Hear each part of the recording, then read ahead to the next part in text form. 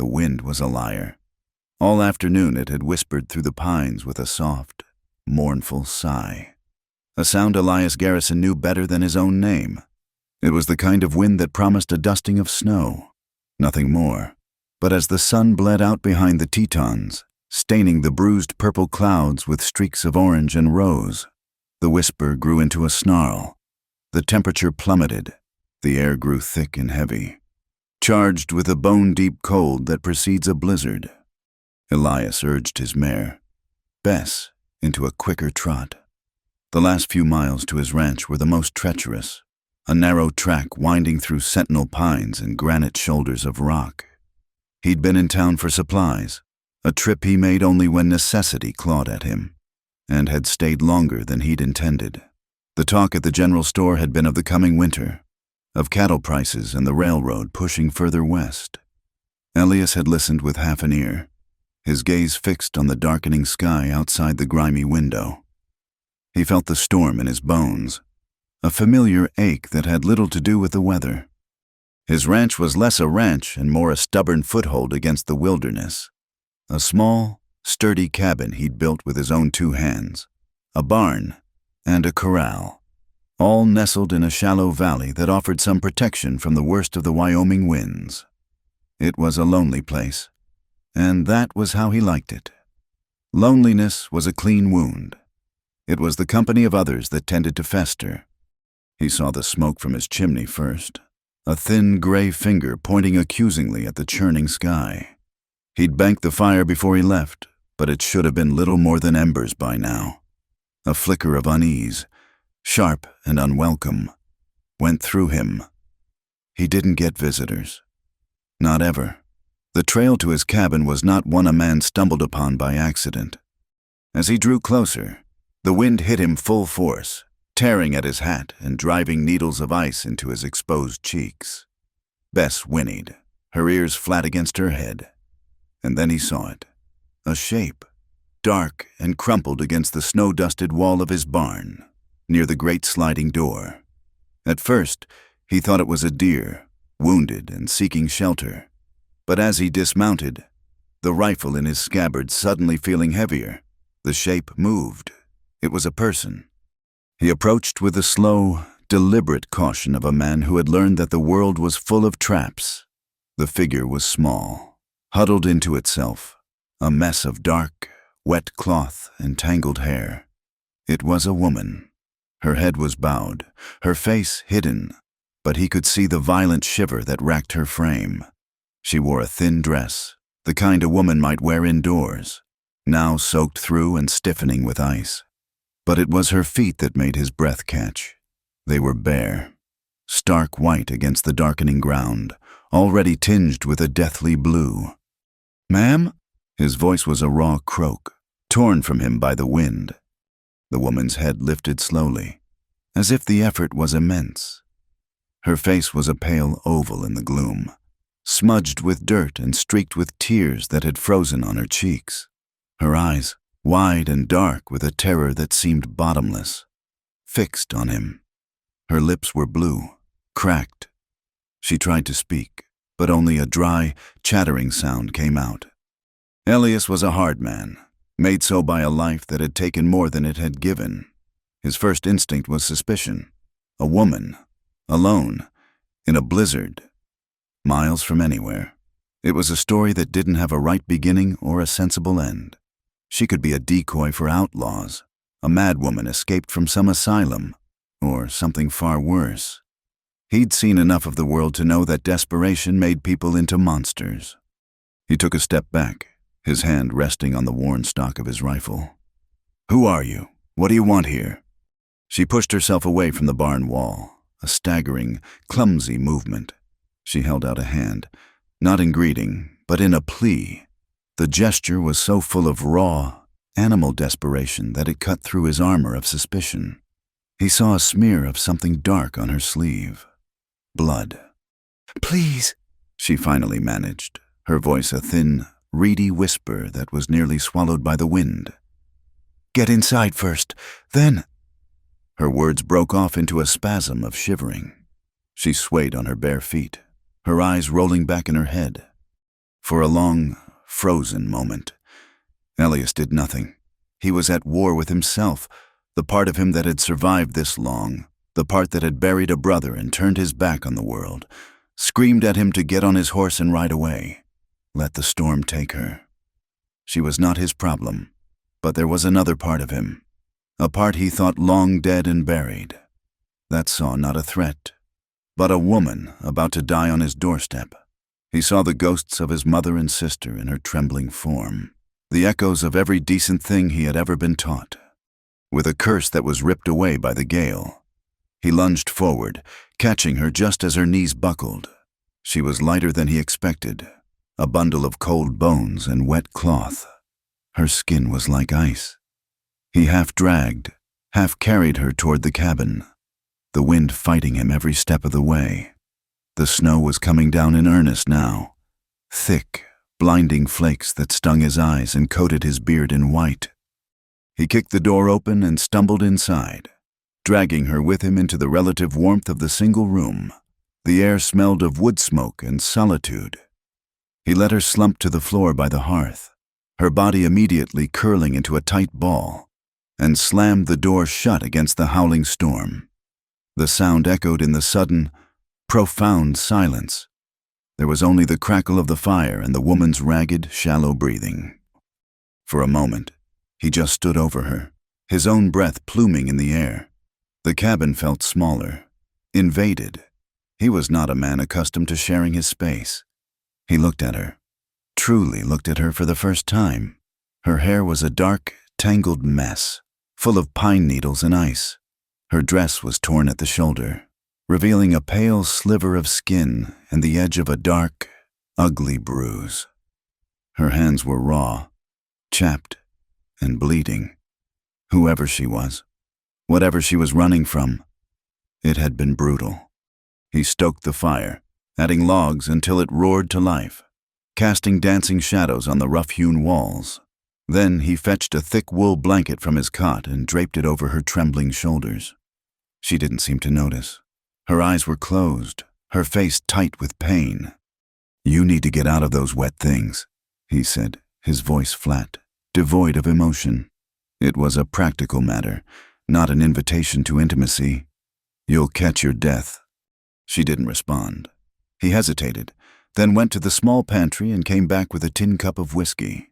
He knelt beside her, the floorboards groaning under his weight, and lifted her head. "Here, drink this."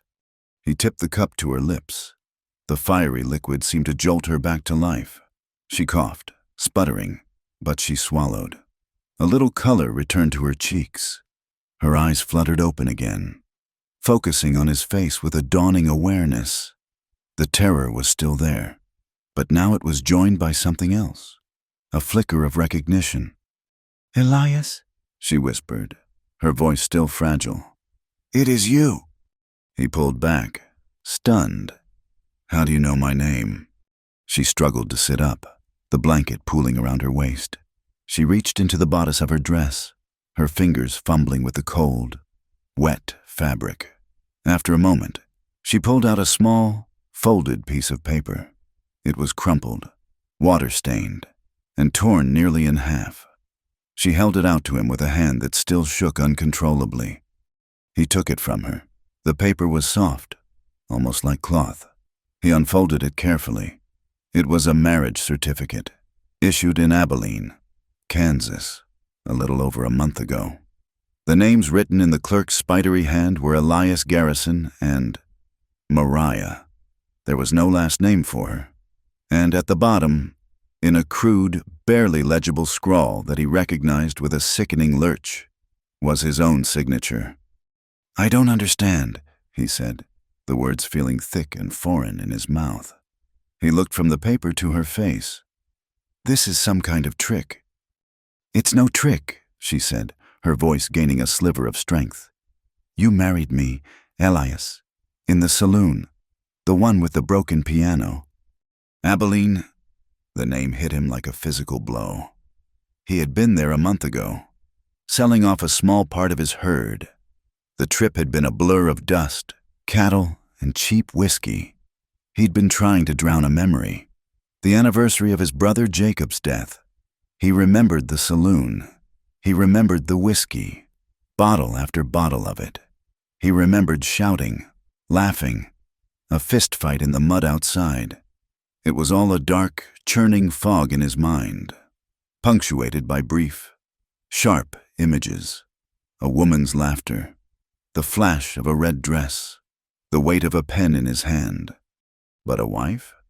He would remember that, wouldn't he? He was a man who had sworn off connection, who had built a fortress of solitude around his heart.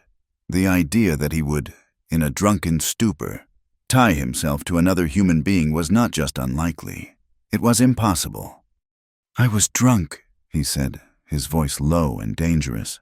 "If this did happen, it was a mistake, a joke. It doesn't mean anything." "It means I'm your wife," she insisted, her dark eyes pleading with him.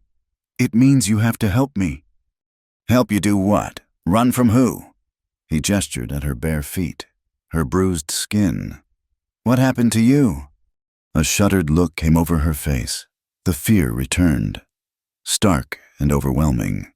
She pulled the blanket tighter around herself, hiding the torn dress, hiding the evidence of her past. "I can't tell you, not yet. All I can tell you is that if you send me away, I will die. They'll find me, and they will kill me." Her words hung in the air between them, heavy and cold. Elias looked at the paper in his hand, then at the woman huddled by his fire. His mind was a maelstrom of confusion, anger, and a deep, gut-wrenching pity he didn't want to feel. He didn't believe her story, not all of it, but he believed her fear. That was as real as the storm raging outside. He let out a long, slow breath, the air hissing between his teeth. "The storm will last a few days, maybe a week. You can stay until it passes. After that, I'm taking you to the sheriff in town. Let him sort it out." Relief washed over her face, so potent it was almost painful to watch. "Thank you," she whispered, her head bowing. "Thank you." He didn't want her thanks. He didn't want any of this. He stood up, towering over her. "There's a room in the back. It's small. There's a cot. You can sleep there."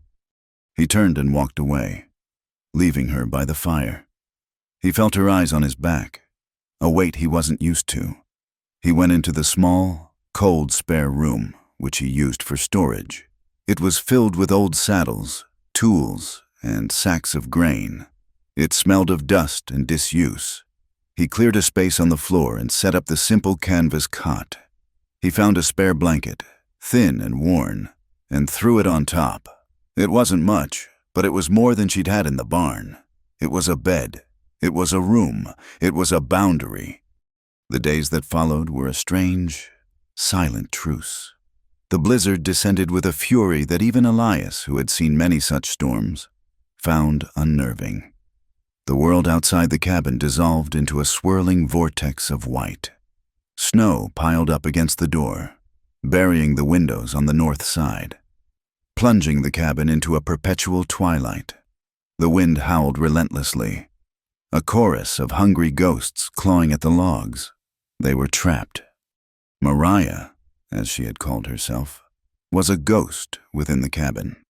She moved with a quiet, unobtrusive grace, always keeping to the edges of the room, as if afraid of taking up too much space. She found a pair of his old wool socks to wear on her feet and one of his spare shirts, which hung on her small frame like a sack. She never spoke unless spoken to, and her answers were always short and direct. On the second day, she noticed his hand. He'd taken off his gloves for too long while fixing a harness in town, and two of his fingers were swollen and blistered with frostbite. He'd ignored it, as was his way with pain, but as he was trying to clumsily sharpen a knife, she approached him. "Let me see," she said, her voice soft. He flinched, pulling his hand back. "It's nothing. It's not nothing. It will get infected." She went to the hearth and came back with a clean rag and a small pot of warm water. Without waiting for his permission, she gently took his hand. Her touch was surprisingly firm, yet gentle. He expected to feel revulsion, the unwelcome touch of a stranger. Instead, he felt a strange, forgotten warmth.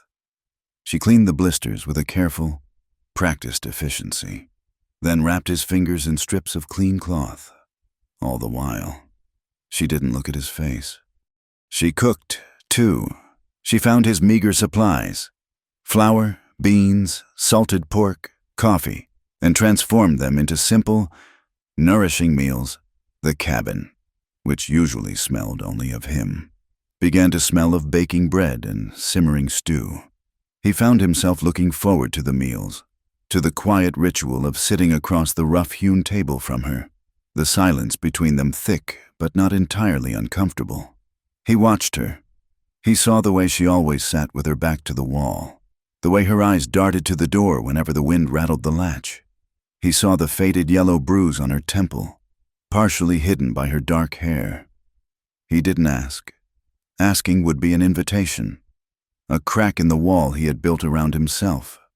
At night, the cabin grew cold. The fire would die down to embers, and the ghosts would come for Elias.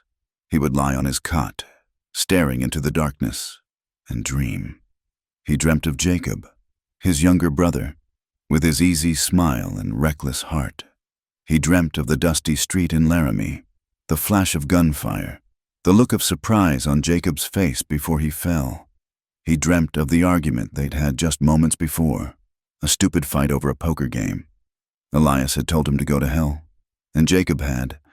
Elias would wake up from these dreams with a cold sweat on his brow and a hollow ache in his chest, the guilt as fresh as it was the day it was born. He would hear the soft rustle of Mariah in the other room, a reminder that he was not alone, and the feeling was both a comfort and a curse. He noticed that she, too, seemed haunted by the night. He would see her in the early hours of the morning, when the first gray light filtered through the snow-covered windows, just sitting in a chair by the dead fire, wrapped in her blanket. She would stare at the cold ashes with an intensity that chilled him. He wondered what fire she was seeing, what horrors were burned into her memory. He saw the dark smudges under her eyes, the exhaustion that seemed to be etched into her very bones.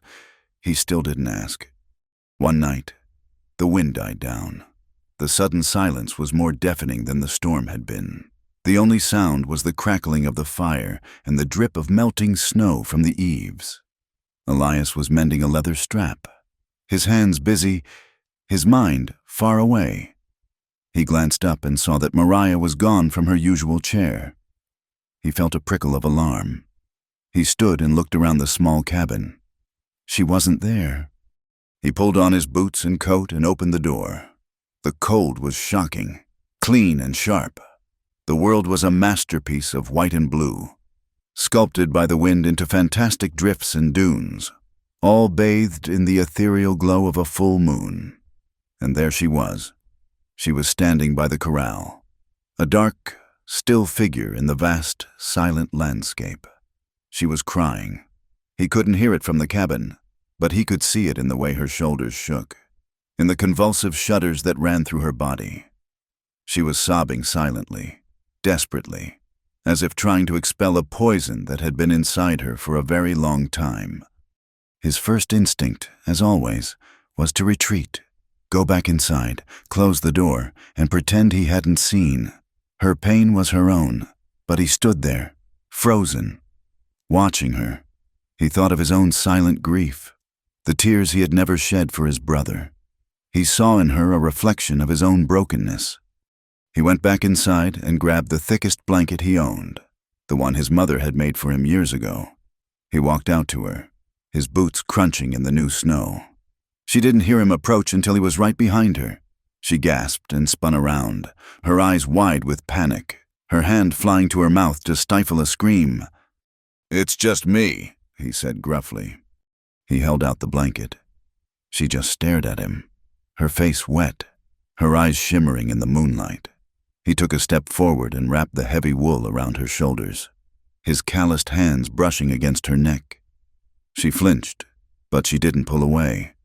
She looked down at her hands, then slowly, hesitantly, she reached out and took his. Her fingers were like ice, and they curled around his larger, warmer hand with a desperate strength. He stood there, rigid, a stranger's hand in his, feeling the frantic, frightened pulse in her wrist. He should have pulled away. It was what he always did, but he didn't. He stood there in the moonlight, in the profound silence of the snow-covered world, and let her hold on. After a long moment, she spoke, her voice so low it was barely a breath of air. "You're the only man who didn't hurt me."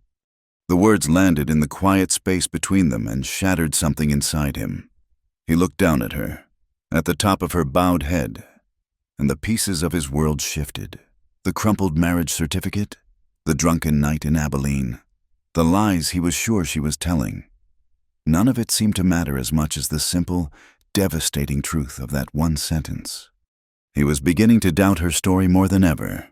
If he had married her, even in a drunken haze, surely that act fell into the category of hurting her, of claiming her, of doing something to her. Her words contradicted her claim, but they didn't contradict her pain.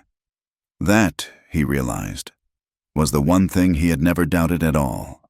And it was the one thing he was beginning to realize he couldn't turn away from.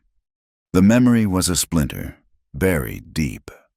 For Mariah, it was not the saloon itself she remembered with clarity, but the feelings, the bone-aching weariness, the cold that had nothing to do with the weather, and the thick, cloying smell of stale beer, sweat, and despair. She had been 17 for 2 weeks when her stepfather, a man with a Bible in one hand and a bottle in the other, sold her to a freight hauler named Silas Croft to settle a gambling debt. Croft was a man whose kindness was a thin crust over a pit of casual cruelty. His hands were heavy, his breath was sour, and his eyes held the flat, possessive gleam of a man looking at a new horse. For 6 months, her world had been the back of his wagon and the heat of his temper. She learned to make herself small, to speak in whispers, to anticipate his moods like a farmer watching the sky for a storm. One night, near the Kansas border, while he lay in a drunken stupor, she ran.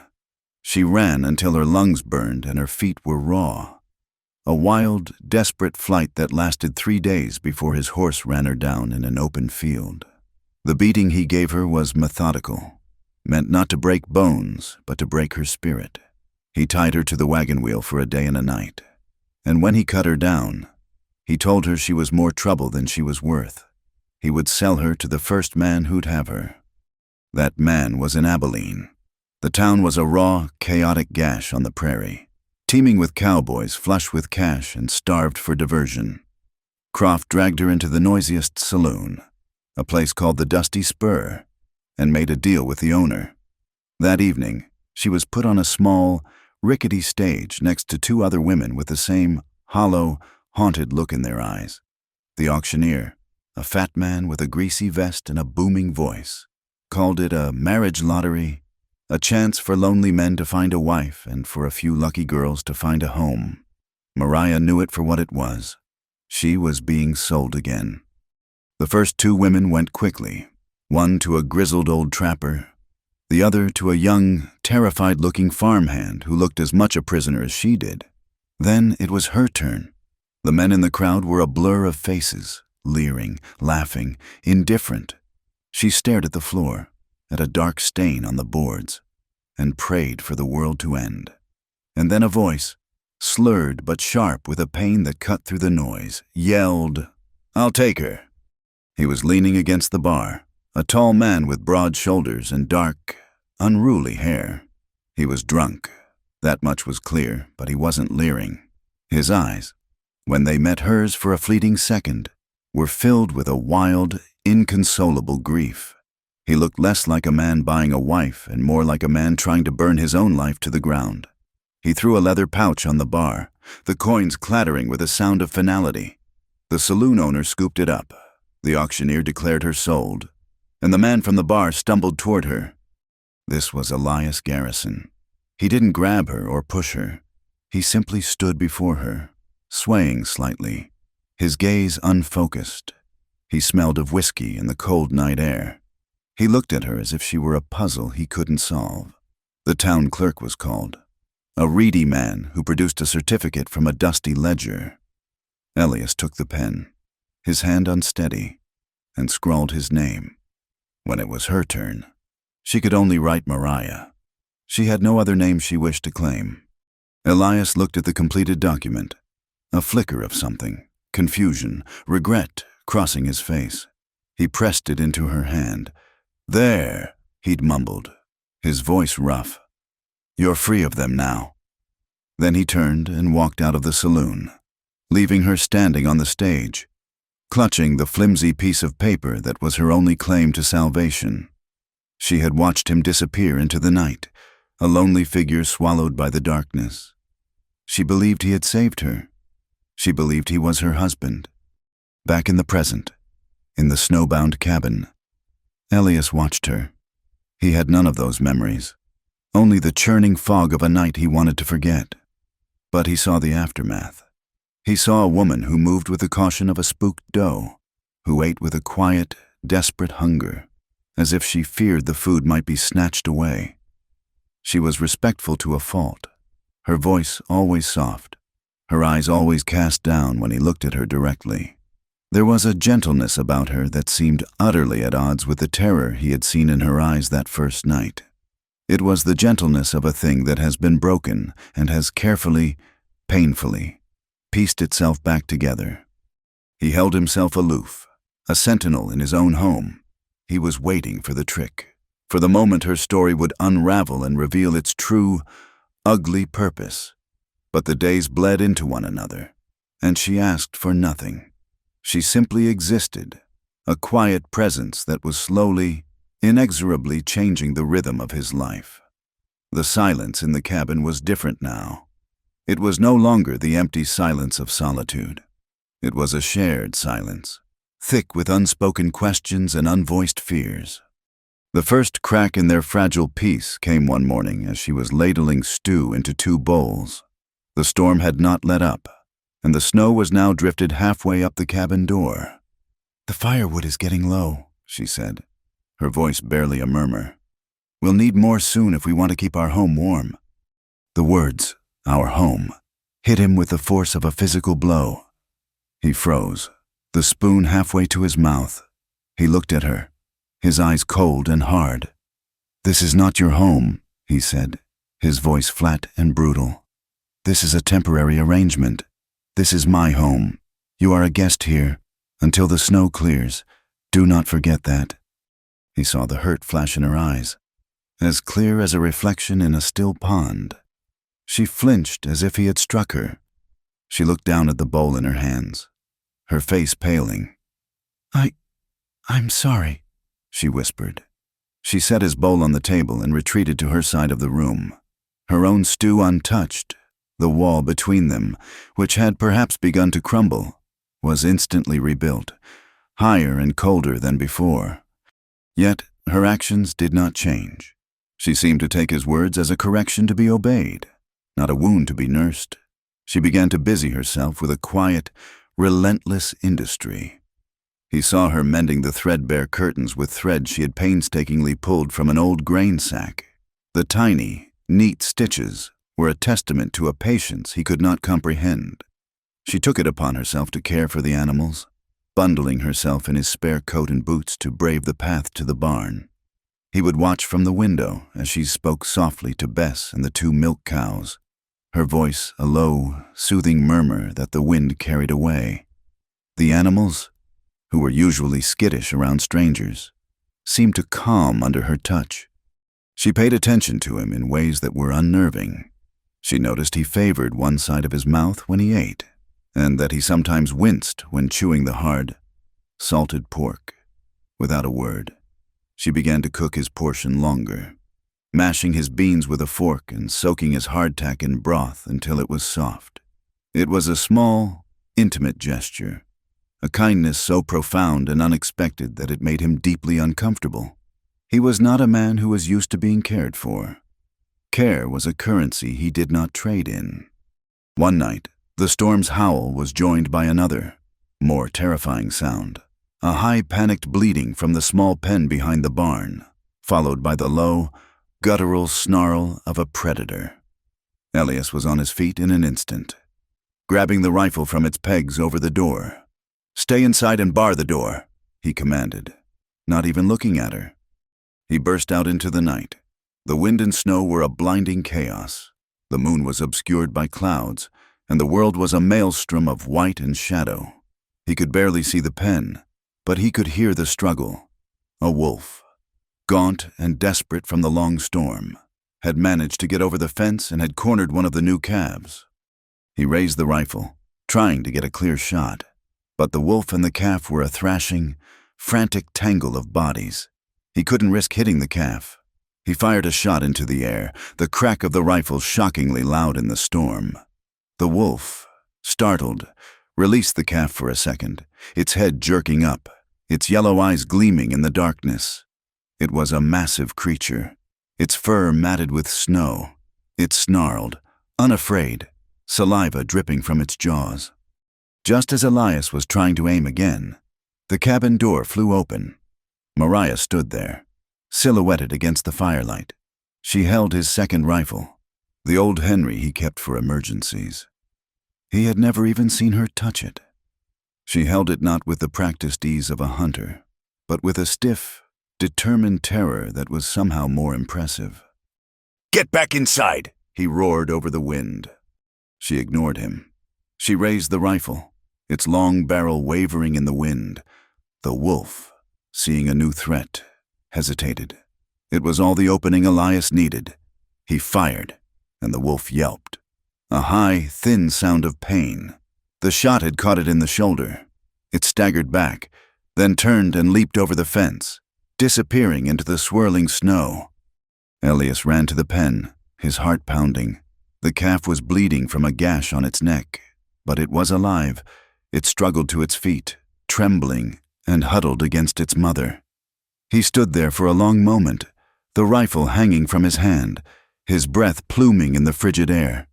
The immediate danger was past, but a different kind of shock was settling in.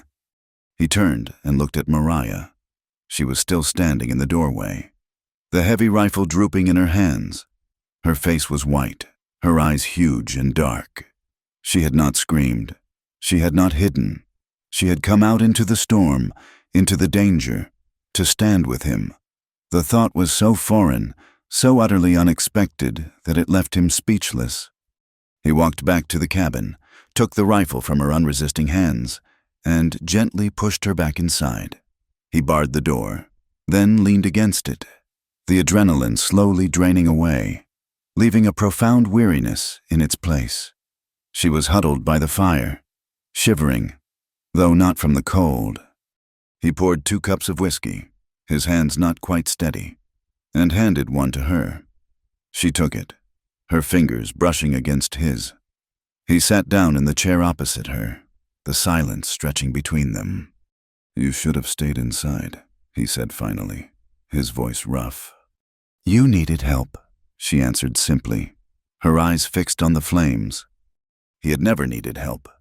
He had never allowed himself to need it. He had handled rustlers, blizzards, and his own demons alone.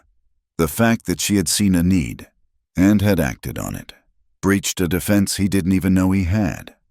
He took a long swallow of whiskey, the heat spreading through his chest.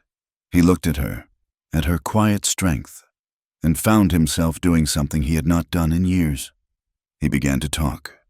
"I had a brother," he said, the words feeling rusty and strange on his tongue. "Jacob, he was younger than me, reckless, always laughing, always looking for a fight or a pretty girl." Mariah listened, her gaze never leaving the fire, but he knew she was hearing every word. "We were in Laramie. He got into a poker game with the wrong men. He accused one of them of cheating. I tried to pull him out of there, but he was stubborn. We argued. I was angry. I told him to go to hell." Elias's voice cracked. He paused, swallowing the lump in his throat. He went outside. The man followed him. There was a gunshot. By the time I got out there, he was gone. He died in the street over a $10 pot. And the last words he ever heard from me? I told him to go to hell. He fell silent, the old guilt washing over him, as cold and vast as the snow outside. He had never told another living soul the full story. He had carried it alone, a poison in his blood. He waited for her to say something, to offer pity or judgment or empty words of comfort. But she did nothing. She simply sat there, sharing the silence with him. After a long time, she looked up from the fire and met his eyes. And then she reached out, her hand moving with a slow, deliberate grace, and laid it on his forearm. His entire body went rigid, every muscle tensed, his instinct to recoil, to pull away from the touch, overwhelming. He flinched, a sharp, involuntary jerk, but her hand stayed where it was, a small patch of warmth on his cold skin. It was not a demanding touch, not a possessive one. It was just there, a silent acknowledgement of his pain, an anchor in the storm of his memory. And for the first time in a very long time, Elias Garrison did not pull away. The storm raged on for 2 more days, a relentless assault that further isolated them from the world. The last of the flour was gone, and the salted pork was dwindling. They were down to beans and coffee. Elias considered making a break for town, but one look at the towering drifts and the impenetrable curtain of falling snow told him it would be suicide. They were trapped, and their survival was now intertwined in a way that made him deeply uneasy. One evening, as they sat by the fire, nursing their meager cups of coffee, Mariah asked him the question that had been hanging in the air between them since she arrived. "Why do you live so alone, Elias?" He looked around the small, shadowed cabin, at the single cot, the single chair he usually occupied, the profound and deliberate emptiness of his life. He thought of Jacob, of his broken family, of the long line of people he had pushed away. He looked at her, at this strange, broken woman who had somehow breached his walls, and he gave her the only honest answer he had. "Because I don't trust people," he said, his voice low and gravelly. "Least of all myself." The hunger came first. Not the sharp, demanding pang of a missed meal, but a slow, gnawing emptiness that settled deep in the belly. The last of the salted pork was gone. A memory of savory fat in a pot of beans. Now there were only the beans, scooped cold from the pot because firewood had to be rationed as carefully as food. They ate them with coffee, boiled until it was a thin, bitter broth, and then reboiled from the same grounds the next day. The deprivation stripped away the pretense of their arrangement, leaving them with a raw, shared reality. They were 2 people in a box of logs, waiting for the world to let them out. In the long twilight hours, with the wind whispering its mournful secrets at the chinks in the walls, they began to talk. The conversation started as a trickle, small offerings dropped into the vast silence between them. He would ask about the town in Kansas she came from. She would ask about the cows in his barn. The words were a fragile bridge built across a chasm of mistrust and fear. Slowly, the trickle became a current. They spoke of things they had lost. He told her about the rocking chair his mother used to sit in, how the wood was worn smooth in the shape of her hands. He spoke of it not with sadness, but with a kind of detached reverence, as if describing an artifact from another life. She, in turn, told him about a small, blue-flowered dress she'd had as a girl, the only pretty thing she had ever owned. She described the way the fabric felt against her skin, the way it made her feel almost like a different person, a person for whom life might hold some small measure of beauty. They talked of dreams, the ghosts of wishes that still haunted them. His was a simple, solid thing, to have a herd of 100 head, a pasture that stretched to the river, and the peace of a debt-free ledger.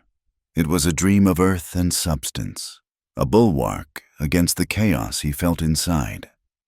Her dream was more fragile. "I used to sing," she told him one evening, her voice barely a whisper. They were sitting by the fire, nursing the last of the day's heat. The flames cast dancing shadows on her face, making her eyes seem deep and ancient. My mother taught me old songs from her mother before her. When I was a little girl, I'd sing to the birds in the morning, and sometimes I thought they sang back to me. What happened? He asked, his voice softer than he intended.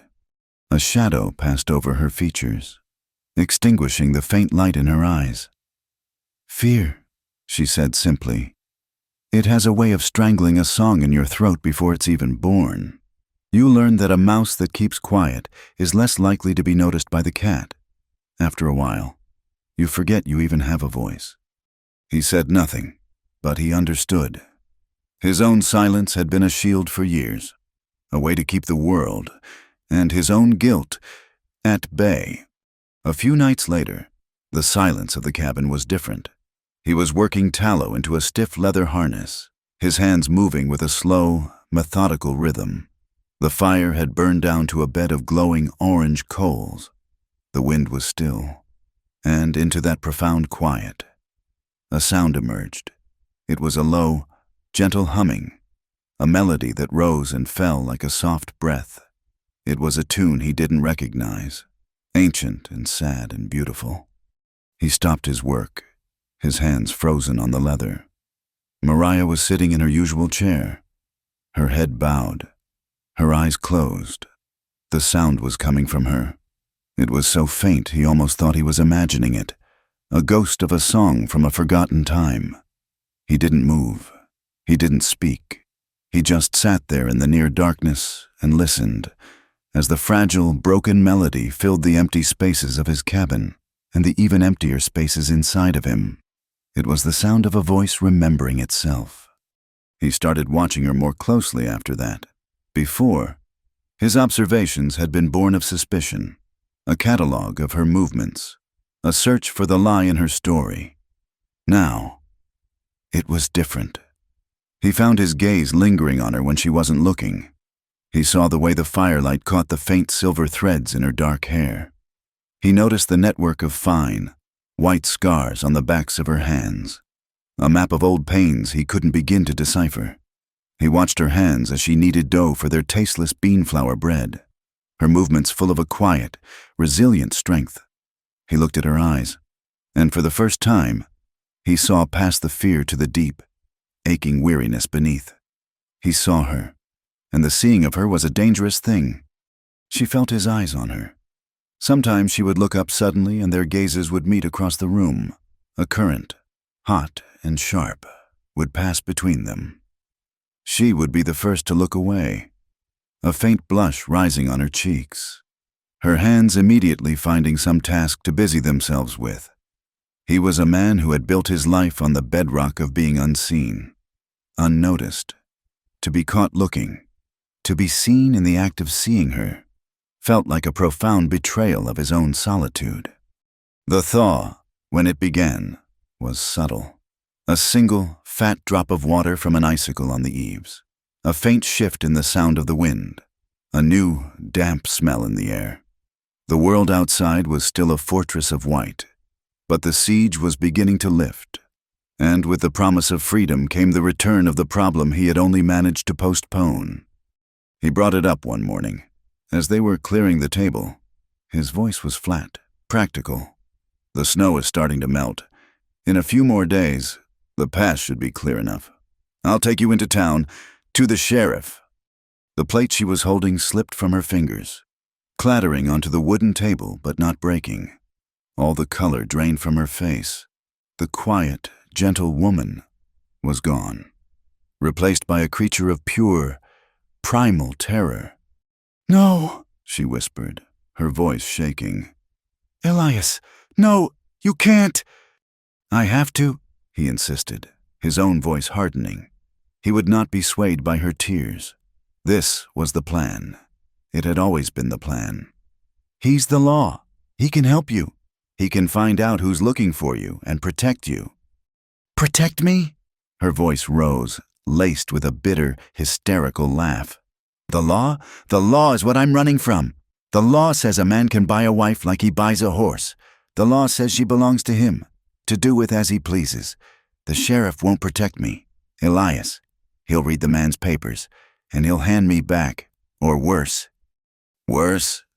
They'll call me a runaway, a thief, for stealing myself. They'll put me in a cage or send me back to him. Don't you understand? For me, there is no law. There is only him. He stared at her, at the raw desperation on her face. He didn't want to believe her. It was easier to believe in the simple, black-and-white authority of a sheriff's badge. You're not making sense. This is Wyoming, not some backwater. People are decent here. There are no decent people when it comes to a man's property, she cried, her hands clenched into fists at her sides. He will come for me, and men like your sheriff will help him. If you take me to that town, you are leading me to my own slaughter. The argument was a raw, ugly thing, their voices rising and falling in the confined space. He clung to his logic, to the world as he understood it. She fought back with the terrible, undeniable truth of her own experience. It ended when she let out a strangled sob, turned, and fled, stumbling into the small back room and slamming the door behind her. Elias stood in the middle of the cabin, his heart pounding, his hands trembling with an anger that was really a form of fear. The silence she left behind was heavy, accusing. He had done what he thought was right, what was sensible. So why did he feel like he had just kicked a wounded dog? He didn't see her for the rest of the day. He worked outside, clearing a path to the barn. The physical labor a welcome punishment. The air was warmer, the sun a pale, watery disk in the sky. The world was waking up, and his life was about to become complicated again. Night fell. He made his lonely meal of beans and sat by the fire, the silence of the cabin pressing in on him. He expected her to stay in her room, to wait until he was asleep. But as the hours wore on, a cold knot of dread began to tighten in his gut. This was not like her. This silence was different. It was the silence of utter despair. He got up and went to the door of her room, knocking softly. Mariah? There was no answer. He knocked again, harder this time. Mariah, open the door! Still nothing. A cold dread, sharp and sickening, washed over him. He put his shoulder to the door. It was flimsy, and the latch gave way with a crack of splintering wood. The room was empty. The cot was bare. A blast of cold air hit him. The small window at the back of the room was open, its leather hinges groaning in the wind. He grabbed his coat and burst out of the cabin, his heart hammering against his ribs. The moon was high and bright, casting long, skeletal shadows across the snow. The world was a stark landscape of black and silver. He scanned the area around the cabin, his eyes wide, his breath coming in ragged plumes. And then he saw her. She was by the barn, in the exact same spot where he had found her the first time. She was standing in the snow, a dark, motionless figure, her arms wrapped around herself, and her feet, once again, were bare. He ran to her, his boots sinking into the wet, heavy snow. He reached her and grabbed her by the shoulders, spinning her around. Her face was a mask of frozen tears, her eyes vacant, staring at something far beyond the mountains. She was shivering violently, her body already succumbing to the deep, killing cold. "What are you doing?" he yelled, his voice raw with a terror he didn't recognize. "Are you trying to die?" She looked at him, her eyes slowly focusing. "It's better than being taken back," she whispered, her teeth chattering so hard she could barely form the words. In that moment, something inside him broke. The wall of reason, of suspicion, of self-preservation he had so carefully constructed, crumbled into dust. He saw not a liar, not a problem for the sheriff, but a woman so broken by the world that she would choose to freeze to death in the snow rather than face it. He didn't say another word. He swept his thick wool coat from his own shoulders and wrapped it around her trembling body. Then, before she could protest, he bent down, put one arm under her knees and the other around her back, and lifted her off the ground. She let out a small, surprised gasp, her body stiff with shock. She weighed almost nothing. He carried her back to the cabin, his boots crunching a steady, determined rhythm in the snow. He shouldered the door open and carried her straight to the hearth, kneeling to set her down gently on the bearskin rug before the fire. He piled logs onto the embers, coaxing them back to a roaring blaze. He chafed her frozen feet with his rough hands, ignoring her weak protests, until the deadly white began to recede, replaced by a painful, mottled red. He wrapped her in 2 more blankets and pressed a cup of hot, sweetened coffee into her hands. She sat there, huddled and trembling, not from the cold anymore, but from the aftershocks of her terror and despair. The firelight flickered across her face, catching the damp tracks of her tears. He sat on the floor beside her, close enough to feel the warmth radiating from her blanket-wrapped form. The silence stretched, filled only by the crackle and pop of the fire. Finally, he spoke, his voice low and devoid of its earlier anger. "Tell me," he said. "Tell me everything. Tell me who you're running from." She took a shuddering breath, and the story came pouring out of her. A torrent of memory and pain held back for too long. She told him about Silas Croft, the freight hauler who had bought her, a man whose moods were as unpredictable and violent as a summer hailstorm. She spoke of his heavy hands, his sour breath, the way he looked at her as if she were a piece of meat. She told him of her escape, the desperate, wild flight, and the brutal reality of her recapture. And she told him about Abilene, about being put on a stage in a saloon, a piece of property to be auctioned to the highest bidder. She spoke of the leering faces, the drunken shouts, the suffocating feeling of being utterly, hopelessly trapped. Elias listened, his face a grim, unreadable mask, but inside him, a cold, hard rage was beginning to burn. The world he had known, a world of harsh but simple truths, was twisting into something far uglier. When she was finished, her voice was a raw, spent whisper. She was trembling again, her eyes fixed on the fire as if seeing the faces of her past in the flames. He had only one question left. "Why me?" he asked, his voice thick. "In that saloon. You could have run. You could have tried to disappear. Why hold on to that piece of paper? Why come all this way to find me?" She turned her head and looked at him, her dark eyes clear and searching. "You forgot," she said softly. "But I didn't. All the other men in that saloon, they were laughing, or their eyes were hungry. But you just looked sad. And when the clerk gave you the pen and you signed your name, you looked over at me." She paused, a small, sad smile touching her lips. "You smiled. It wasn't a big smile. It was just a little quirk at the corner of your mouth. But it was the first time a man had looked at me and smiled with any kind of kindness in a very, very long time.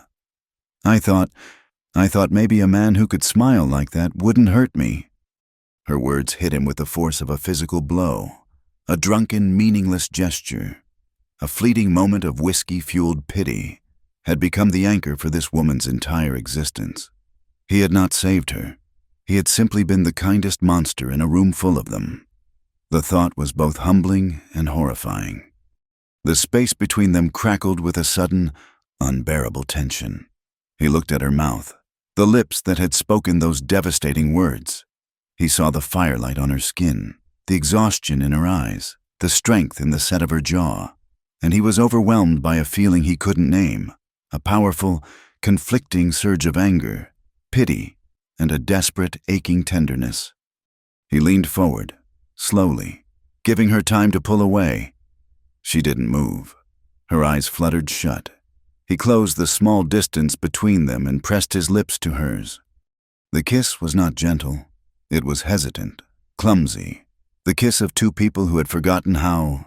It was tentative, yet it burned with an unspoken hunger, not for flesh, but for comfort, for connection, for a single moment of solace in a lifetime of pain. Her lips were soft, trembling, and they tasted of tears and coffee. He pulled back, his breath catching in his throat. He reached up, his calloused, trembling hand cupping her cheek. His touch was not driven by desire, but by a kind of reverence, as if he were touching something fragile and sacred that might shatter at any moment. She leaned into his hand, her eyes opening. A single tear traced a path down her cheek. "You can touch me like I'm real," she whispered, her voice thick with unshed tears. The simple, profound truth of her words broke through his last defense. He saw the years of being treated as an object, a piece of property, a thing to be used and discarded, to be touched like she was real. It was all she was asking for. That night, the unspoken boundary of the spare room dissolved. When the fire burned low and the cabin grew cold, he stood and offered her his hand. She took it, and he led her to his cot. They lay down together, fully clothed, under the heavy wool blankets. He pulled her close, her back pressed against his chest, and wrapped his arms around her. There was no lust in the embrace. There was only the profound, elemental comfort of one warm body seeking solace from another in the cold and the dark. He could feel the fragile beat of her heart against his arm. He felt a tremor run through her. And then another. She was crying, silent, shuddering sobs that shook her entire frame. He held her tighter, his chin resting on the top of her head. And soon he felt his own eyes burn with the sting of unshed tears. They did not speak. They simply held on to each other. Two shipwrecked souls clinging to the same piece of wreckage in a vast, indifferent sea. And in the warmth and the darkness, they wept. The thaw did not arrive with a grand announcement. It came as a whisper, a secret shared between the sun and the frozen earth. It began with the sound of a single, persistent drip of water from the eaves outside the cabin window, a tiny drumbeat marking the end of the long silence. The snow, which had been a pristine, monolithic blanket, began to look tired and gray, shrinking away from the base of the cabin to reveal patches of dark, hungry mud. The air lost its razor-sharp edge, carrying instead the scent of damp soil and awakening pine. For Elias and Mariah, the change was both a promise and a threat. The world was returning, and with it, all the dangers it held. Word traveled in the way it always did in sparse country, a thread of smoke from a chimney seen from a distant ridge, a set of tracks where none had been for weeks.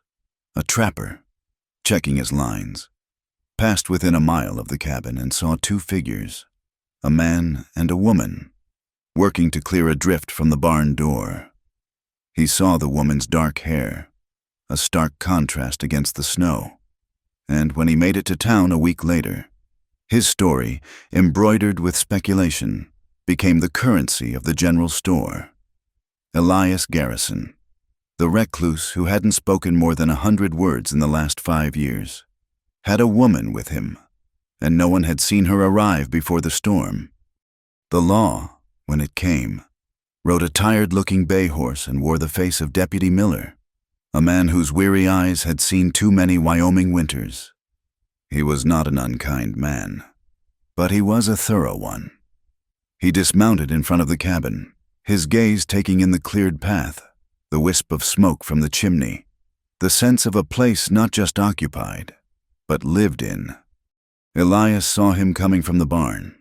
He put down the pitchfork and felt a familiar coldness settle in his gut. He walked to meet the deputy in the muddy space between the two buildings, positioning himself so the cabin door was behind him. He would be the wall she had to get through. "Garrison," Miller said, by way of greeting. "Miller," Elias nodded, his face an unreadable mask. "Heard you weathered the storm all right." "Same as always." Miller's gaze flickered toward the cabin. He saw a brief movement at the window, a shadow that disappeared as quickly as it came. Mariah.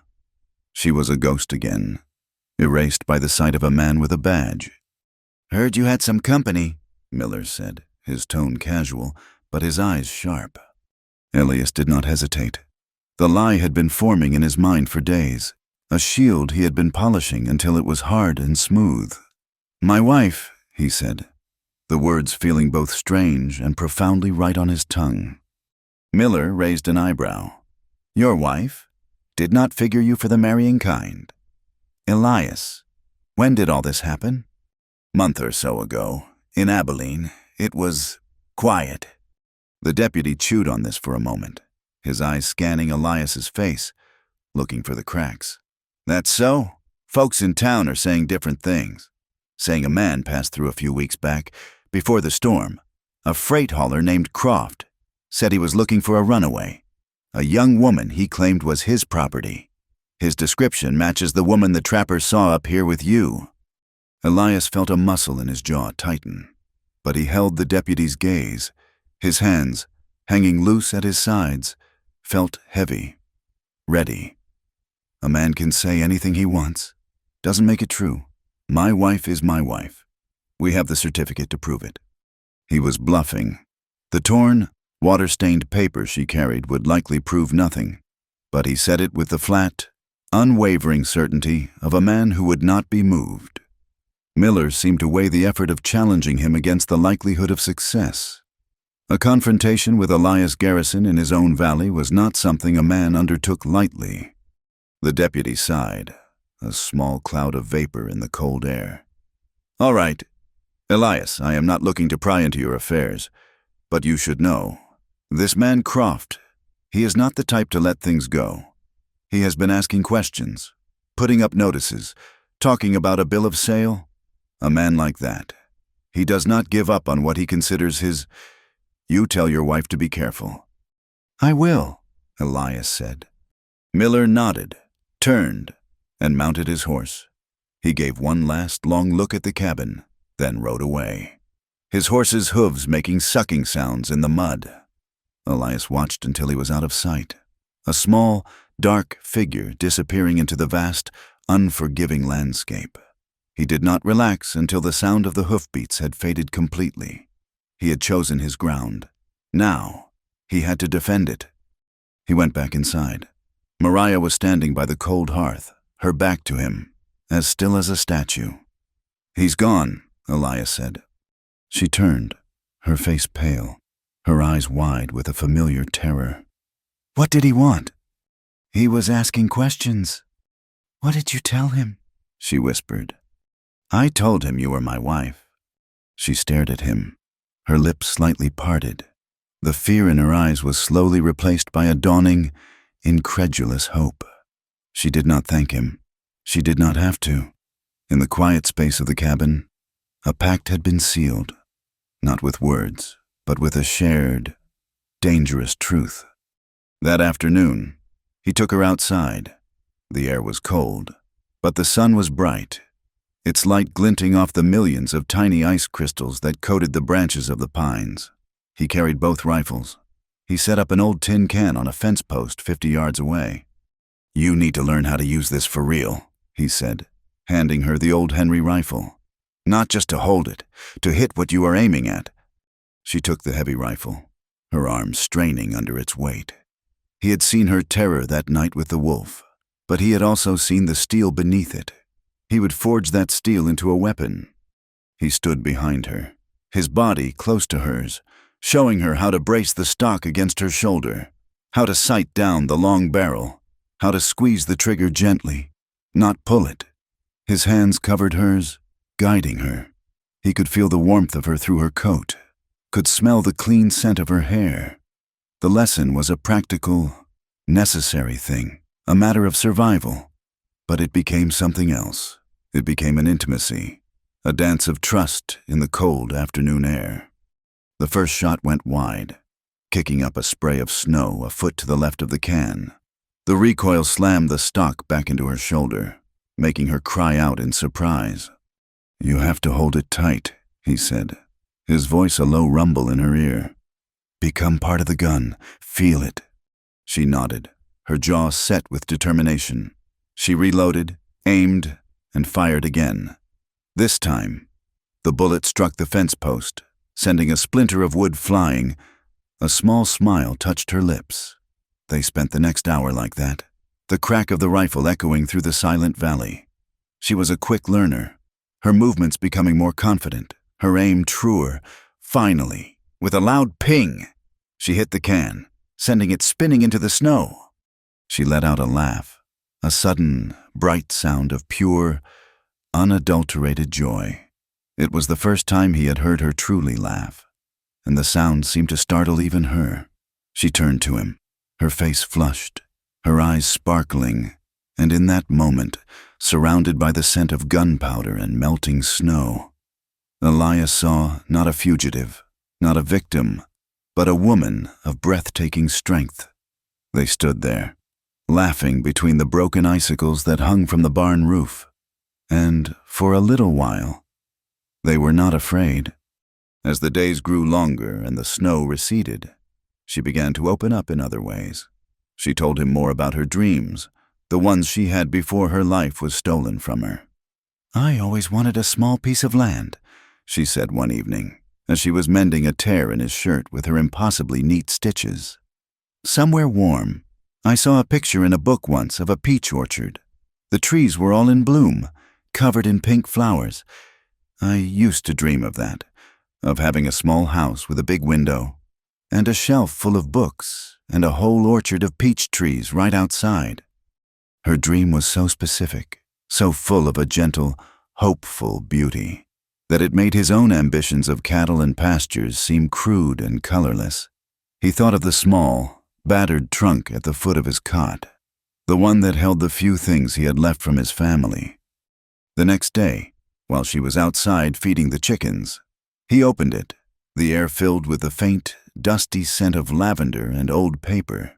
He rummaged beneath his father's watch and a faded photograph of his parents, his fingers searching for a specific object. He found it at the bottom. It was a book, a slim volume of poetry bound in worn, dark blue leather. It had belonged to his mother.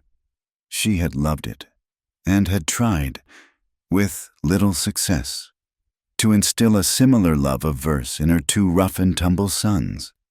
He took the book and went outside. Mariah was scattering grain, the chickens clucking and pecking around her feet. The late afternoon sun turned her hair to spun gold. She looked up as he approached, a question in her eyes. He did not say anything. He simply held the book out to her. She wiped her hands on her apron and took it from him, her fingers tracing the faded gold lettering on the cover. She opened it to the first page. In his mother's elegant, looping script was written, "To see a world in a grain of sand, and a heaven in a wild flower." Mariah looked up at him, her eyes wide. She looked from his face to the book, and back again. And then, for the first time since he had known her, she cried without shame. The tears were not born of fear or sorrow, but of a profound, overwhelming gratitude. She did not try to hide them. She simply stood there in the golden light, the book clutched to her chest, and wept. They fell into a rhythm dictated by the sun and the needs of the land. They were no longer a man and his temporary, unwanted guest. They were partners. They worked side by side, mending the sections of fence that had been crushed by the snow, turning the cold, hard soil of the garden patch, tending to the calf whose life they had saved together. They cooked together in the evenings, their movements in the small cabin becoming a familiar, easy dance. They talked, they laughed. It was a life, a fragile, precarious piece, built in the shadow of a looming threat, but it was a life nonetheless. The nights were different now. The cot in the spare room sat empty, a relic of their former arrangement. She slept with him in his bed, a space that had once been the very symbol of his solitude. But their closeness remained chaste, a deep and abiding comfort that asked for nothing more than warmth and presence. He would lie awake in the darkness, her soft breathing a steady rhythm beside him, and feel a sense of peace he had not known since he was a boy. He was terrified of it. One night, the air was warm enough that they left the cabin door open to the evening breeze. The sky was a riot of stars, and the sound of crickets filled the air. They were sitting by the fire, the silence between them comfortable, easy. He reached out and gently traced the line of a faint, silvery scar that ran along her jawline. It was a gesture of pure, unconscious tenderness. She did not flinch. She closed her eyes and leaned into his touch. He let his fingers trail down her neck, to the hollow of her throat where he could feel her pulse beating, strong and steady. He leaned in and kissed her, And this time there was no hesitation, no uncertainty. It was a kiss of deep, slow-burning emotion, a culmination of all the shared words, the shared work, the shared fears. He pulled back and looked into her eyes. "You don't have to be afraid," he whispered, his voice thick with an emotion he could not name. She shook her head, a small, sad smile on her lips. "I'm not afraid of you, Elias," she answered, her voice so low he could barely hear it. "I'm only afraid of losing this." Her words unlocked the last door inside of him. He lifted her into his arms and carried her to the bed. Their lovemaking was a slow, emotional discovery, a conversation spoken not with words, but with hesitant touches and reverent gestures. It was an act not of possession, but of gratitude. For him, it was a prayer against the loneliness that had been his only companion for so long. For her, it was the final, profound healing of a soul that had been treated as property, a reclaiming of herself in the safety of his arms. The peace lasted for 3 more weeks, 3 weeks of sunshine and hard work, of quiet nights and shared laughter. It was a fragile, beautiful illusion, and like all illusions, it was destined to be shattered. The rider came at dusk, a tired man on a tired horse, carrying a leather pouch of mail from the town. It was a service that came through the valley once a month. Elias usually received nothing but an old copy of the Cheyenne newspaper, but this time, tucked between the pages of the paper, was a small, yellow slip of paper, a telegram. He thanked the rider and went back inside, his boots heavy on the floorboards. Mariah was at the stove, humming the same sad, beautiful tune she had hummed that first night. She turned and smiled at him, a genuine, untroubled smile that made his heart ache. He opened the telegram, his hands suddenly cold. The message was short, printed in stark, block letters. Arrived. Cheyenne. Stop have legal bill of sale. Stop will be in your town. 7 days. Stop expect full cooperation of local law enforcement in recovery of my property. Stop a reward will be offered. Stop Silas Croft. Stop. Elias stood there, the yellow paper trembling in his hand, the words blurred before his eyes. Recovery of my property. A reward. Silas Croft. The outside world had come crashing in, not with the force of a blizzard, but with the quiet, devastating finality of a few words on a piece of paper. It was a death warrant for the fragile life they had built. The piece shattered with the rustle of a single yellow paper. For a full minute after reading the telegram, Elias did not move. He stood in the center of the cabin, a statue of a man, while the life they had built crumbled to dust around him. Mariah watched him, her humming cut short, a piece of potato falling from her knife into the stew pot with a soft plop. She knew from the stillness in his shoulders, a rigidity she had not seen since the first days of the storm, that the world had found them. He finally looked up, his eyes meeting hers across the room. They were the eyes of a man preparing for a war he knew he might not survive.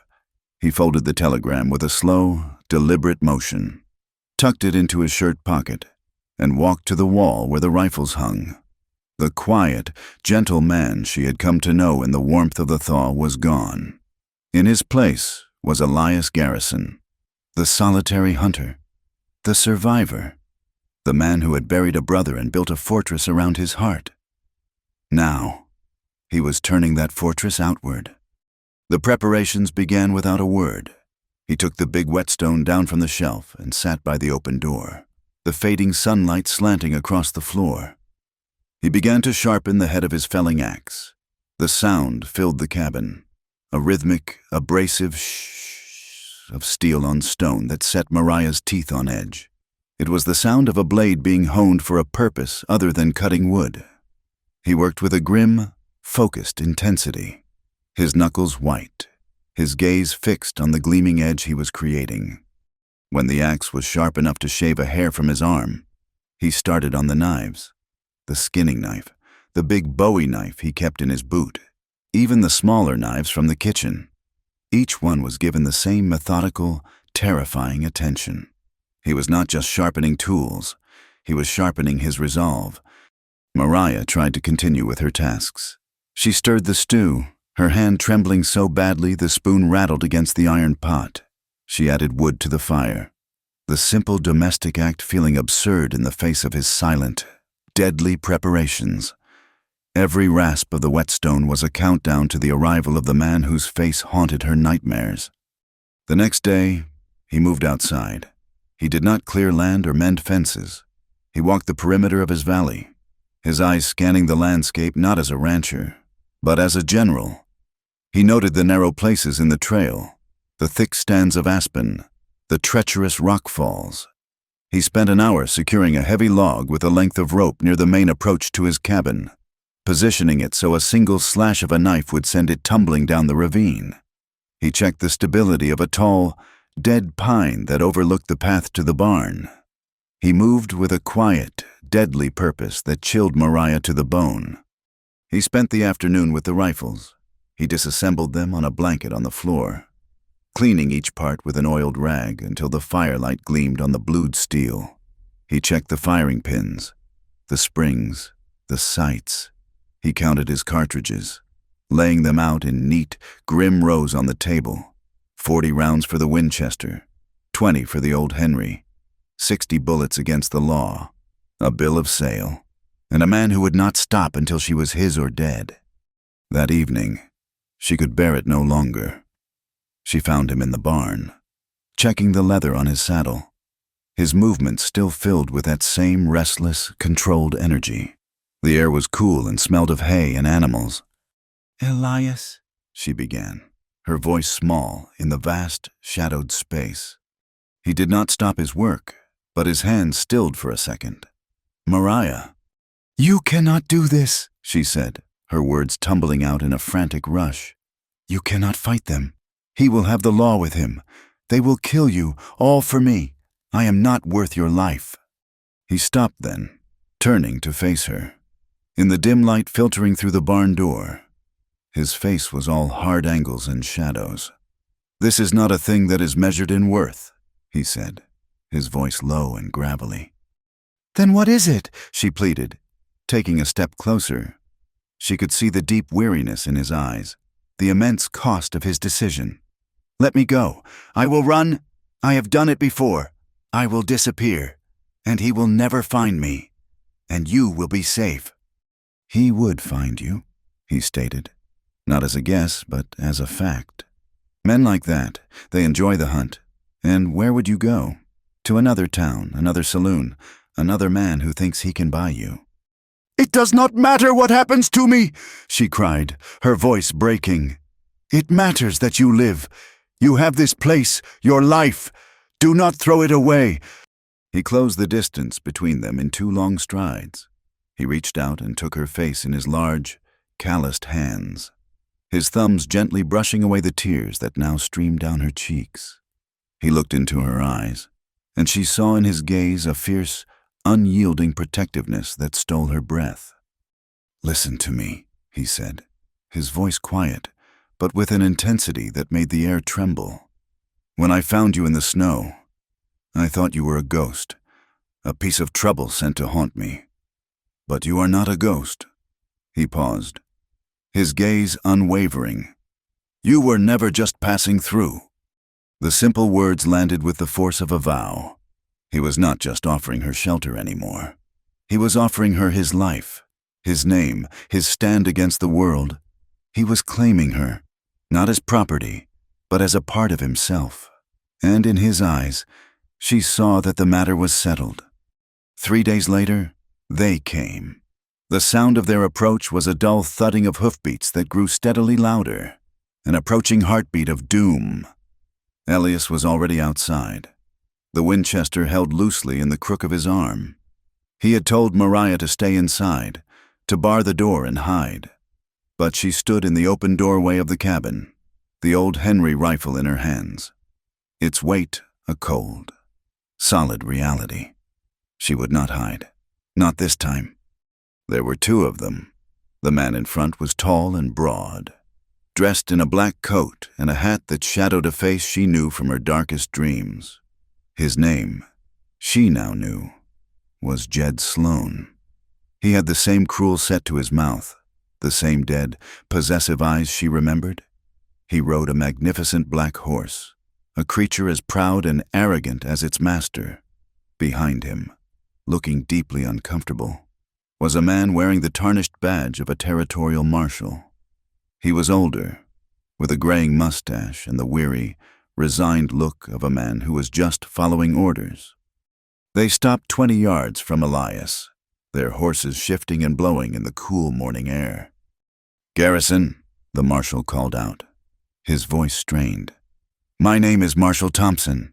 I am here on official business." Elias did not answer. He just stood there, a granite obstacle in their path. Jed Sloan smiled, a thin, unpleasant curving of his lips. "There is no need for formality. Marshal, this is a simple matter. I have come for my wife." His gaze shifted to the cabin, and his eyes locked on Mariah.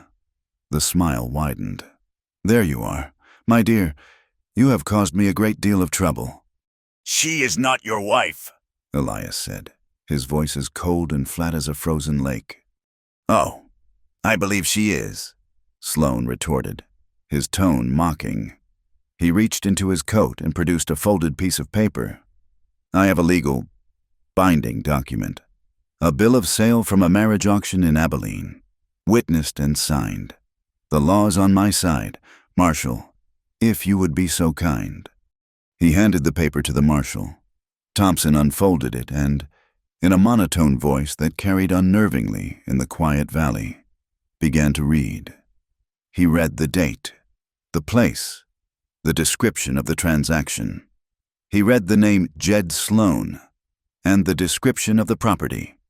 One woman, known as Mariah, approximately 18 years of age. Sound of body, sold in good faith. Each word was a lash, stripping away the fragile dignity she had found in this place. Each word turned her back into a thing, an object to be bought and sold. "That is enough," Elias growled, raising the rifle slightly. But the marshal continued, his voice droning on. He was just doing his job. He was just reading the words on the paper. Mariah could not breathe. The world was narrowing to a single point of unbearable shame.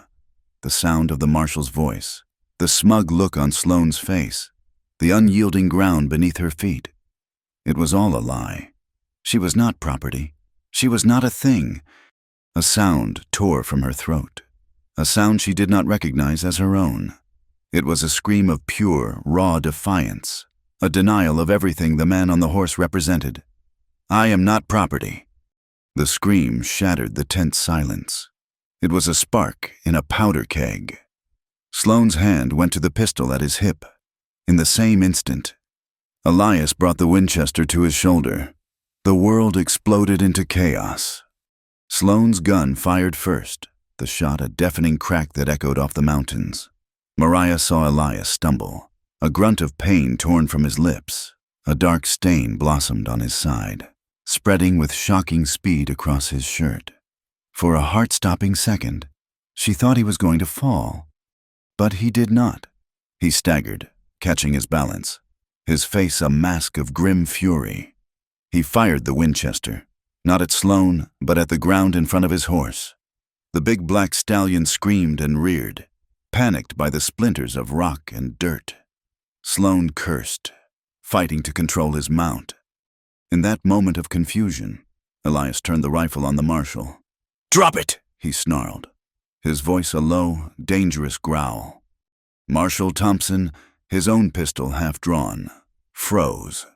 He looked at the unwavering barrel of the Winchester, then at the blood spreading across Elias's side, and made a calculated decision.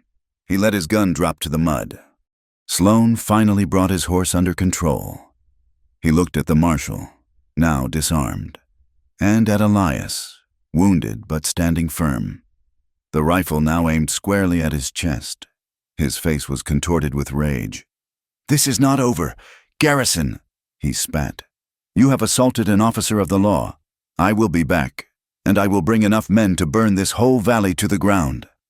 He wheeled his horse around, dug his spurs into its sides, and galloped away. the marshal following close behind, his face a mixture of anger and relief. Elias stood watching them go, the rifle steady in his hands. He waited until they were 100 yards away. Then 200. He did not move. He did not falter.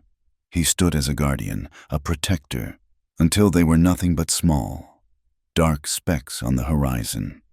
Then, the strength that had held him up seemed to vanish all at once. The rifle slipped from his grasp, clattering to the ground.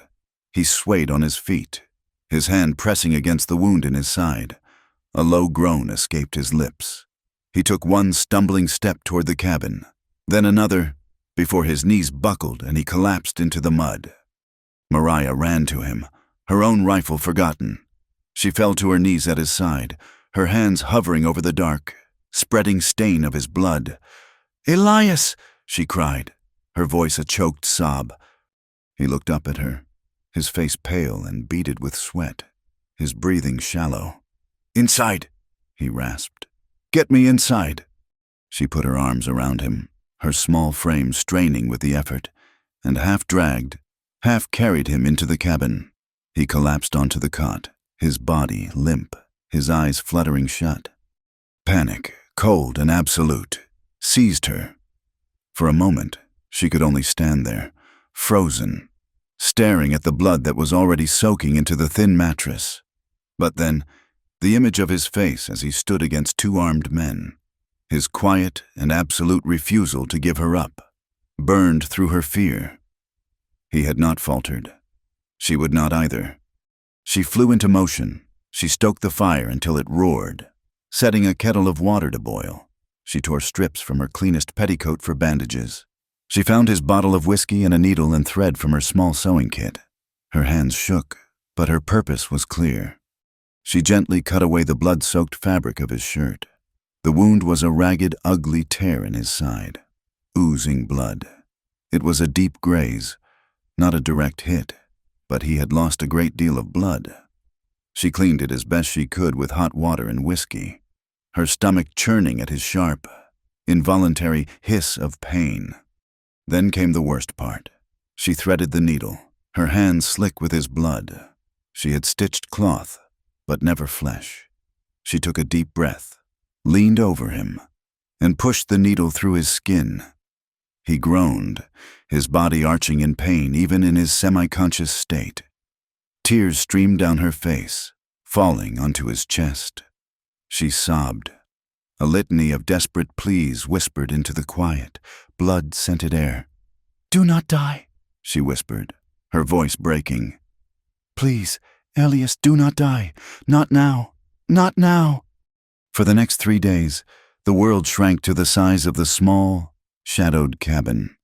Time ceased to be measured by the sun, but by the rhythm of his breathing, the heat of his skin, the dressing of his wound. He fell into a deep fever, his body burning one moment, shaking with chills the next. She bathed his face with cool water, forced sips of broth between his cracked lips, and sat by his side, barely sleeping, her hand resting on his chest, as if she could keep his heart beating through the sheer force of her will. In his fever, he dreamed. He was tossed on a dark, chaotic sea of memory. He saw Jacob's face, twisted in a final, surprised look. He saw the leering faces in the Abilene saloon. He heard the marshal's voice reading the bill of sale, the words echoing in his mind. He felt the fire in his side, a constant, burning pain. But through the darkness and the pain, one image returned to him, again and again. It was Mariah's face, but she was not crying or afraid. She was standing in a field of wildflowers, the sun warm on her hair, and she was smiling. It was a vision of a peace he had never known, a promise of a life he had never believed he could have. On the 4th morning, the fever broke. He woke to the soft, gray light of dawn filtering through the window. The fire in his side had subsided to a dull, throbbing ache. He felt weak, hollowed out, but his mind was clear. He turned his head and saw her, asleep in the chair beside his cot. Her head was slumped to one side, her face pale with exhaustion. Dark circles ringed her eyes. She had stayed. She had fought for him, just as he had fought for her. He watched her sleep, a wave of emotion so powerful it almost overwhelmed him, washing through his weary body. He had spent years building walls to keep the world out, to keep feelings like this at bay. And in the space of a few short weeks, this woman had torn them all down. She stirred, her eyes fluttering open. She saw him looking at her and was instantly awake, her hand flying to his forehead. "The fever is gone," she whispered, relief flooding her voice. He managed a weak smile. "You stayed." "Of course I stayed," she said, her eyes filling with tears. He reached up, his hand trembling with weakness, and touched her cheek. He had to tell her. He had to give her the one truth he had been hiding even from himself. "I remember," he said, his voice a hoarse whisper. "That night in Abilene. I was not as drunk as I thought." He paused, gathering his strength, his gaze holding hers. "You smiled just before I walked out, a small, frightened smile. I knew I would never forget." The law returned 10 days later, not with the thunder of a posse, but with the quiet, inexorable weight of a glacier. Deputy Miller came alone this time, his face etched with a weary reluctance. He did not dismount immediately, but sat on his horse, looking at the cabin where 2 columns of smoke, one from the main chimney, one from the small stovepipe in the new section Elias was building, rose to meet the pale blue sky. He saw Elias, his side still wrapped in bandages beneath his shirt, splitting firewood. He saw Mariah, shaking out a blanket in the crisp morning air. He saw a home. "Elias," he called out, his voice carrying no threat, only a deep weariness. "I have a summons for you, for both of you." Elias set the axe down carefully. He had been expecting this. His side ached with a dull, persistent fire, a constant reminder of the battle he had won and the war that was yet to come. Mariah came and stood beside him, her hand finding his, her fingers lacing through his own. It was a simple, defiant gesture. "We stand together." "There's a circuit judge in town," Miller explained, finally dismounting and holding out the official-looking papers. "A Judge Alistair Blackwood. He's a hard man, but he's a fair one. He wants to hear the matter in a formal setting. Settle it once and for all. Sloan has filed a formal claim of property, and he's citing your assault on a marshal as proof of your unlawful intent. The judge wants you in town tomorrow, at 10 in the morning. "It's a trial?" Mariah asked, her voice a small, tight knot of fear. Miller shook his head, though the distinction was a fine one. "It's a hearing, a territorial inquiry, but make no mistake, his word will be as binding as any verdict.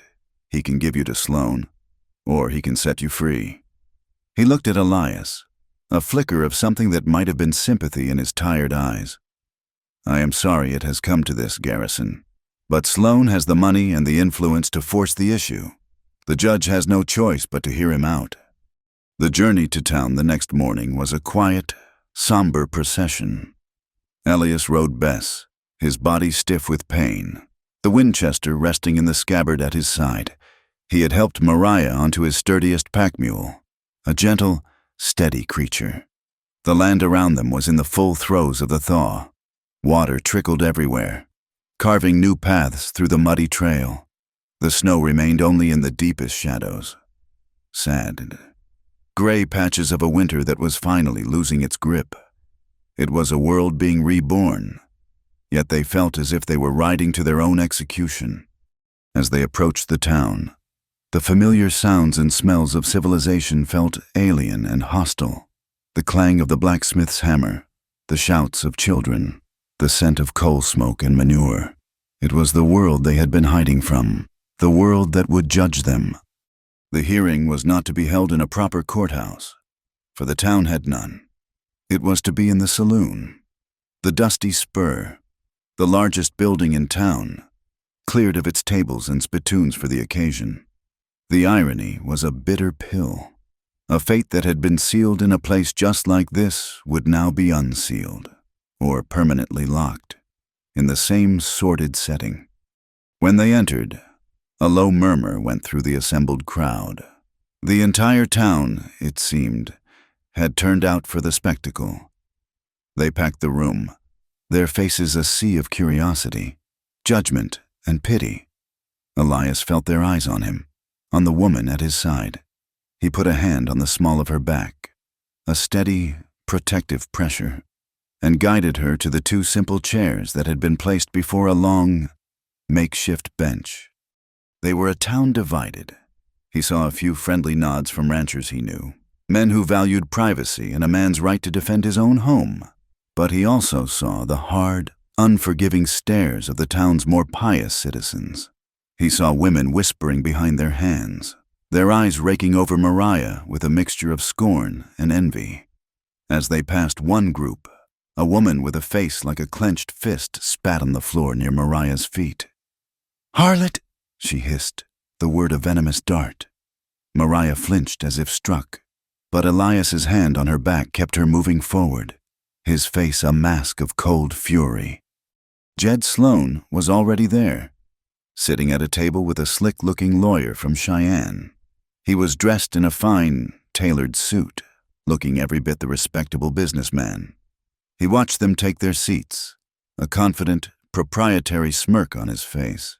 He was a wolf who had cornered his prey and was simply waiting for the formalities to conclude before he began to feast. At precisely 10 o'clock, Judge Alistair Blackwood entered. He was a tall, stern man with a shock of white hair and a face that looked as if it had been carved from the granite of the mountains he judged. He moved with an air of absolute authority, and the room fell silent as he took his seat behind the bench. He began without preamble, his voice a deep, resonant baritone that filled the room. "This is a territorial inquiry to adjudicate a property claim filed by Mr. Jed Sloan concerning one woman, known as Mariah, currently residing with Mr. Elias Garrison. This is not a criminal trial. It is a hearing to determine the lawful disposition of property. Mr. Sloan, you and your counsel may present your case." Sloan's lawyer stood, a small, bird-like man who spoke in a high, reedy voice. He presented his case with a cold, simple logic. He produced the bill of sale, presenting it to the judge as irrefutable proof of ownership. He described the transaction in Abilene as a standard, lawful business dealing. He painted Mariah not as a person, but as a runaway investment, a piece of property that his client had a legal and moral right to reclaim. He presented Sloan as the victim, a man who had been cheated and was now being forced to go to great expense to recover what was rightfully his. He ended by presenting the sworn testimony of Marshall Thompson, detailing how Elias Garrison had violently resisted a lawful attempt to recover the property, resulting in an assault on an officer of the law. It was a cold, brutal, and damningly effective argument. When he was finished, the judge looked at Mariah. "Woman," he said, his voice not unkind, but firm, "you may stand and speak. What say you to this claim?" Mariah rose, her legs trembling. She stood alone in the center of the room, the focus of every eye. Elias wanted to stand with her, to shield her, but he knew this was a battle she had to fight for herself. She clutched her hands together to still their shaking and looked not at the crowd, not at Sloan, but directly at the judge. Her voice, when she spoke, was small, but it was as clear as a bell in the silent room. "Your Honor," she began, "my name is Mariah. I do not have another name, because the ones I was given were taken from me. The lawyer for Mr. Sloan is right about one thing. A piece of paper was signed in Abilene. I do not deny it." A murmur went through the crowd. Sloan smirked. "But that piece of paper is not the truth," she continued, her voice gaining strength. "It is only the record of a lie. The lie is that a human soul can be bought and sold like a sack of flour. The lie is that a signature on a piece of paper is more real than a person's fear, or a person's pain, or a person's hope." She took a deep breath. "Mr. Sloan says I am his property. When I was with him, I was treated as such. I was given scraps to eat, a place to sleep on the hard ground. and the heavy weight of his hand when I displeased him. I was not a wife. I was a thing. I was a possession. Her gaze shifted to Elias, just for a second, and a new warmth entered her voice. Then I came here, to the home of Elias Garrison, and he did not treat me like property. When I was hungry, he shared his last beans with me. When I was cold, he gave me his own blanket. When I was terrified, he taught me how to be brave. He did not give me a new name. Your Honor, he gave me something far more important. He gave me firewood when I was freezing. He gave me a rifle to defend myself. He gave me a book to read. He gave me a choice. He gave me back my own life. She turned her eyes back to the judge, and they were shining with unshed tears. I do not know much about the law, but I know that I am not a horse to be branded, or a parcel of land to be claimed. I am a woman, and I wish to stay with my husband. She sat down, her body trembling with the aftershock of her own bravery. The saloon was utterly silent. Judge Blackwood stared at her for a long, impassive moment. Then he turned his gaze to Elias. "Mr. Garrison," he said, "you have heard the testimony. You have heard her call you her husband. What say you?" Elias rose slowly, his hand instinctively going to his wounded side. He did not look at the crowd. He looked only at the judge. "Your Honor," he began, his voice a low, rough thing, raw with an emotion he no longer tried to hide. "I was in Abilene. I was drunk. I had just buried my brother, and I was trying to bury myself along with him. I don't remember signing that paper clear as day, but I remember enough. I remember a room full of men treating a woman like she was less than nothing, and I remember trying to do one small, decent thing in a night full of ugliness." He paused, taking a breath, his gaze shifting to find Mariah's. He spoke his next words directly to her, for her alone to hear, though the whole room listened, rapt. "I spent years of my life alone in those mountains. I built walls around my land and walls around my heart. I never thought I'd let another person in. I never thought I'd feel anything again. I never thought I'd love again." He turned back to the judge, his voice thick with a conviction that was absolute. "But I do, and that woman is my wife. I do not care if I signed that paper drunk or sober. I do not care if it is legal by the letter of some law written by men who have never known a day of kindness in their lives. She is my wife, and I will not give her up." He sat down. The silence that followed was profound. Jed Sloan was no longer smiling. The judge sat motionless, his steepled fingers pressed against his lips, his eyes closed. He seemed to be weighing not just the words that had been spoken, but the very souls of the people who had spoken them. Finally, he opened his eyes. He looked at Jed Sloan, his gaze as cold and hard as a winter stone. "Mr. Sloan," he said, his voice cutting through the silence like a blade. "This court has seen your document. It is a bill of sale, a receipt for a financial transaction. What it is not, by any definition of the word, is a marriage certificate. A marriage is a contract between two consenting individuals, a union of spirit and intent. This document is an instrument of coercion, not a contract of marriage." Sloan's lawyer leaped to his feet. "But, Your Honor, the precedent, the legality of such auctions." The judge cut him off with a sharp wave of his hand. "The law is a living thing. Counsel, it is meant to serve justice, not to be a shield for barbarism. The practice of selling human beings, under any guise, is a relic of a darker time. It has no place in a civilized territory. The claim of Mr. Sloan is hereby dismissed." A collective gasp went through the room, followed by a wave of murmurs and scattered applause. Sloan's face went from disbelief to a dark, murderous rage. He shot to his feet, his chair crashing over behind him. "This is an outrage!" he roared. "You cannot do this!" "I have done it," the judge said, his voice dropping to a dangerous calm. "This inquiry is concluded. Now, Mr. Sloan, I suggest you take your outdated notions of justice and remove them from my jurisdiction. Immediately."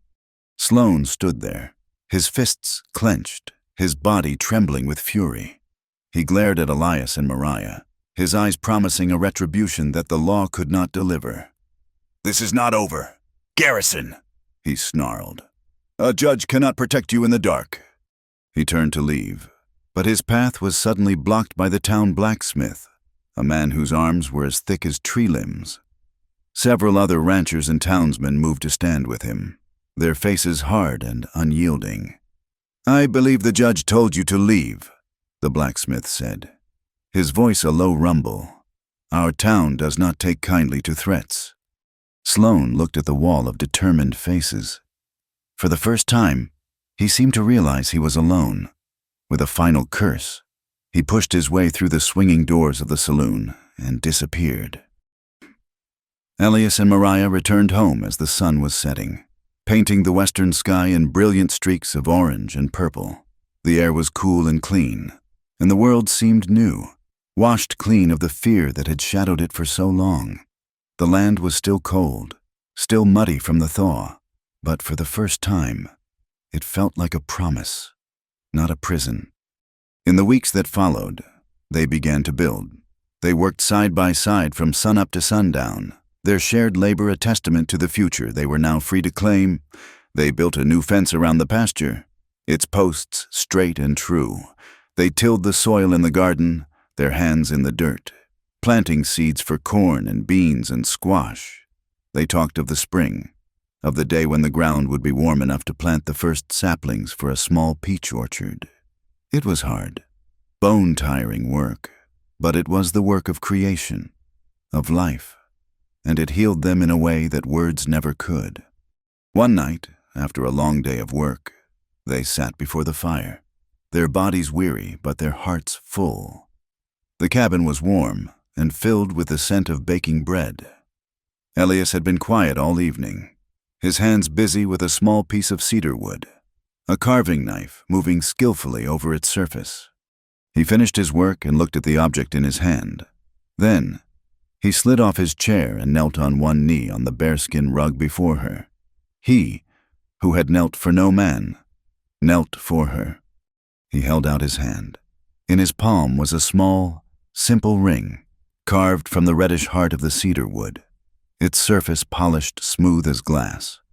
Mariah, he said, his voice thick with an emotion that was too vast for the small cabin. I asked you once in a drunken haze in a town I barely remember. I am asking you now, sober, in the home that we have built. Will you marry me? Will you be my wife? For real? For all the days to come? She looked from his earnest, beautiful face to the simple, perfect ring in his hand. Laughter bubbled up from her chest, a sound mixed with tears of a joy so profound it was almost painful. The tears streamed down her face as she nodded, unable to speak. Yes, she finally whispered, her voice a sob of pure happiness. Yes, Elias, yes. He slid the cedar ring onto her finger. It fit perfectly. He rose and pulled her to her feet, into his arms, and held her as if he would never let her go. The fire crackled behind them, casting their two shadows, now joined as one, dancing on the wall. She leaned back in his arms and looked up at his face, her heart so full she thought it might burst. She touched the cedar ring on her finger, a symbol of a promise made not with paper and ink, but with love and sacrifice. As the fire crackled behind them, she whispered the words that had begun their journey, now transformed into the creed of their future. Get inside first, then stay. Forever. Thank you for listening to our story around the campfire. We would love to hear where you are tuning in from in the comments below, so we can all connect with fellow listeners from around the world. Please subscribe to the Wild West Campfire channel and share your thoughts in English.